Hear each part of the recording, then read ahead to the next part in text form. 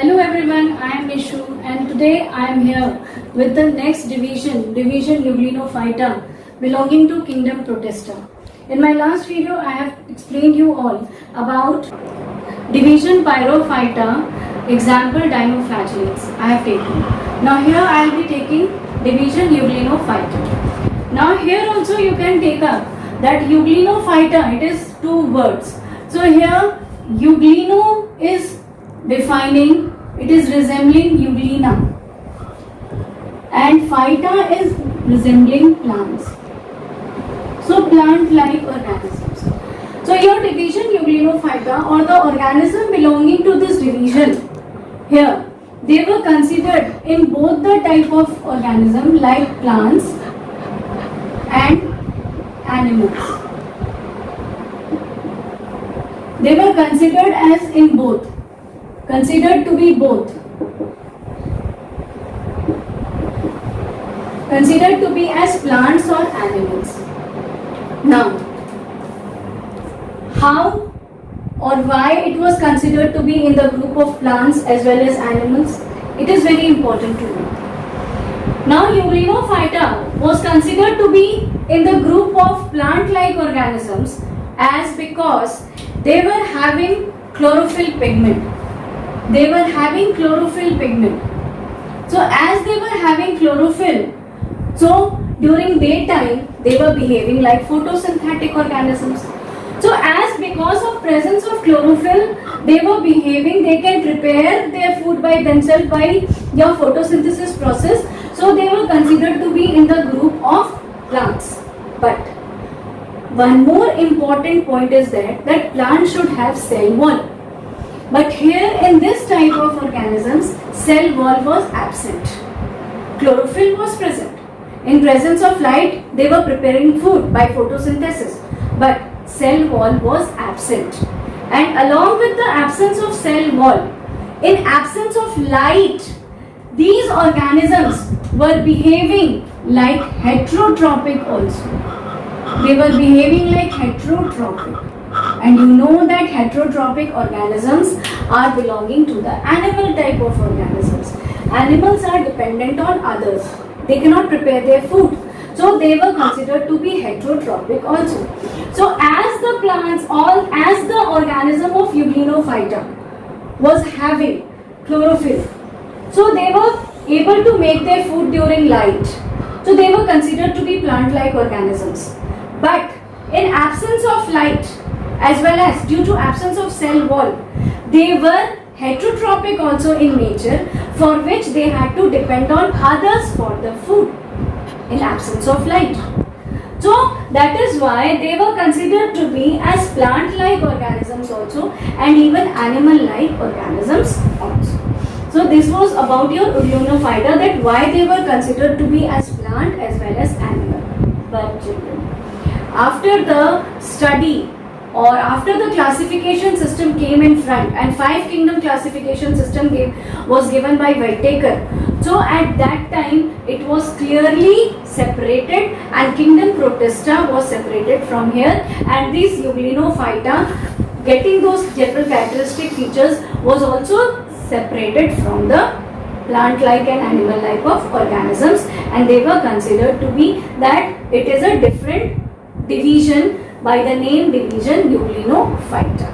So your Euglena means Eugleno means Euglena, and Phyta means plants, and they share the characteristic features of both plants and animals. And I told you that they are having chlorophyll, so they behave like photosynthetic, and they are also dependent on others for their food in absence of light. So they are also considered to be in the group of animals, heterotrophs.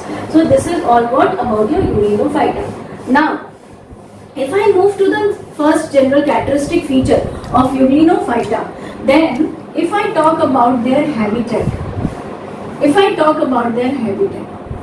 then they are aquatic like other organisms of division Pyrophyta and Chrysophyta. They are also aquatic, but what is the difference here?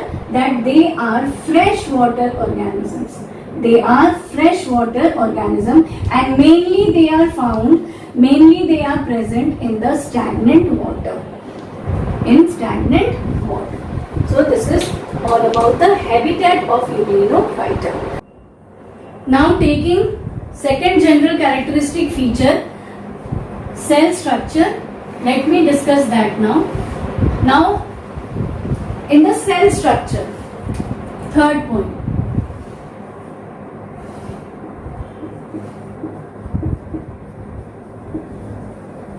All are general, you are knowing it. First, your cell wall, absent. Then, if I talk about cell membrane, present. And if they are present, they are made up of lipoprotein. They are made up of lipoprotein. Now outside the cell membrane, pellicle is present.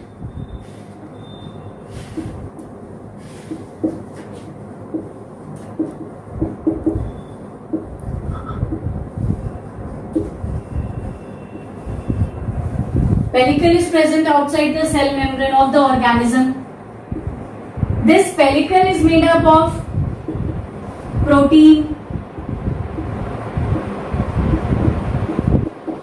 Pellicle is made up of protein. Now this protein or a proteinaceous pellicle is elastic in nature. It is elastic in nature. And due to this elasticity, the organisms are flexible. The organisms are flexible. So what till yet I told? Cell wall is absent. Cell membrane present. It is made up of lipoprotein. Outside the cell membrane of the organism, your pellicle is present. Now this pellicle is made up of protein. Protein is elastic in nature, and because of its elasticity, the organisms are flexibility. They are flexible. Now all these characters, Euglena diagram you have seen, and mostly you will be finding out in every book. In your NCERT book also it is over there. You can refer the diagram. So they are elastic in nature, and because of this, organisms are flexible. Now if I talk about the chromosomal part, then organisms are haploid. They are haploid organism. So which type of lifespan they will be having? They will be having haplontic lifespan cycle or haplontic lifespan, and your division will be zygotic meiosis. So your haploid organisms are present. Then chloroplast present. I told you in the description in the beginning that your chlorophyll pigment is present. So if chlorophyll is there, chloroplast is present. So chloroplast is present here. Then if chloroplast is there, then which type of pigments are present? Your chlorophyll A is present, B is present, and xanthophyll is present. And your xanthophyll is present. Xanthophyll, which type of xanthophyll? Zeaxanthophil. Zeaxanthophil. This is a type of xanthophyll which is present in the Euglenophyta. So because of the presence of this type of pigment, they are photosynthetic in nature. So this is all about the cell structure which is possessed by Euglenophyta. Now after this, if I talk about the locomotion, then if I take another general characteristic feature, then in another general characteristic feature, locomotion, so they are locomotory. Euglenophyta is locomotory.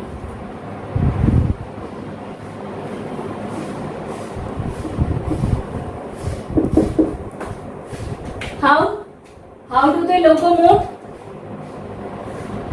Flagella is present. flagella present.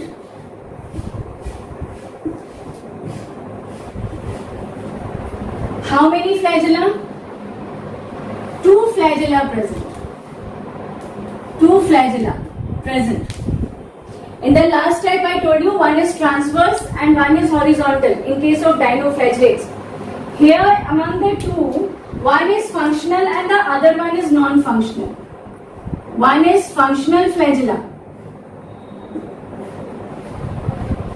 Functional flagella which will help the Euglenophyta organisms to swim, to move, and the other one is non-functional flagella. It is not working, it is not helping the organisms to float, to swim. So 2 types of flagella are present. And from where the flagella arises? The flagella arises from the base of the reservoir. If you see the diagram in your NCERT book, of Euglena, you will be seeing a small reservoir at the anterior portion is present. So from the base of that reservoir, this flagella arises and comes out of the body of a Euglena. So one is functional and other one is non-functional. So functional one will help the Euglena to locomote, and non-functional is only present inside the body, not having much work over there. Now the next general characteristic feature is nutrition. Now if I take nutrition, so in nutrition you are knowing it that they are photosynthetic. They are photosynthetic as well as they are heterotrophic. Now if they are photosynthetic,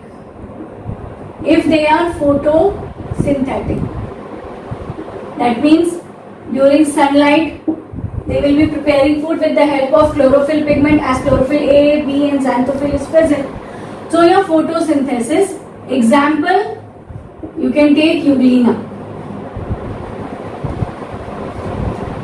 And if I take the another type of nutrition, that is your heterotrophic.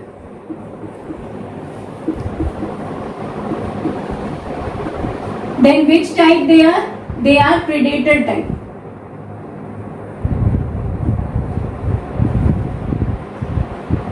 They are predators. And example, you can take Paramema. They are a type of predators which are having heterotrophic mode of nutrition belonging to division Euglenophyta.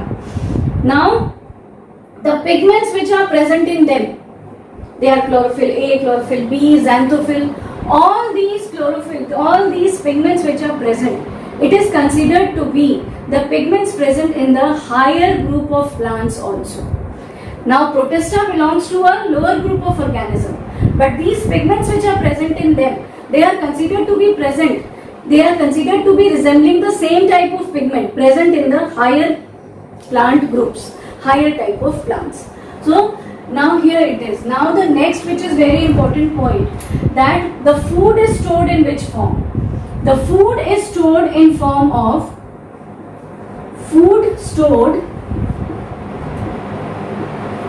in which form? They are stored in form of paramylon and fat. The food is stored in this form, paramylon and fat.